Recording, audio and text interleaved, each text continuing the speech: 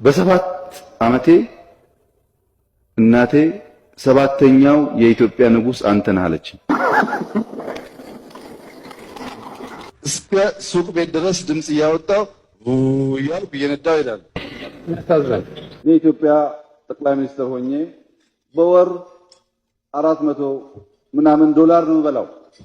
እንደምታውቀው አልሰርቅም። እያንዳንዳችሁ ያላችሁን ቤት አይነቱን፣ ስታንዳርዱን፣ ዋጋውን፣ ከባንክ የምትወስዱትን፣ የምትኖሩትን ህይወት፣ የምትሄዱበትን መኪና፣ የምትተማመኑበትን የህዝብ ብታምኑ ባታምኑ በሚገባ ያውቃል። የመንግስቱን ስርዓት እንጥላለን ብሎ የመጡ ግሩፖች ሁለት ሶስት ተበልተዋል። አንተ በተረገምከው ነገር አይነት አይደለም። አንዳንዶች ደርግ የወደቀው 83 ነው ይላሉ። አይደለም እንዲህ አይነት ትግል ነው የገጠመን። ደርግ ይፈጠርና ንጉሱ እንዳለ ይሞታል። ይሄን ልተው ግድ የለም። ይሄ ብዙ ሰዎች የሚታዘቡት ምርጫ ነው። ዴሞክራሲያዊ መሆን አለበት። ምንድነው የሚታየው? ቲያትር ወላሂ እያፈረሰ ነው፣ እያለማ ነው። ኢትዮጵያ በሚያሰጋ ሁኔታ ላይ አይደለችም።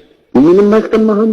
ምንም ችግር የለም። ምንም አያሳስብም። አስተማማኝ መከላከያ ያለን እኛ እንዳትጠራጠርሱ። እኔ አይመስለኝም። ይሄ በሰሜን ሸዋ በጎጃም ያያችሁት ዝናብ የተፈጥሮ ሳይሆን እኛ ያዘነብነው ነው። ምንድን ነው ይሄ? ከኢትዮጵያ እንደ በቀለው እንደዚህ አይነት በጣም ሞራል የሌለው ደካማ ስብስብ ጋር መናገር ከባድ ነው። ሞራል ስለሌላችሁ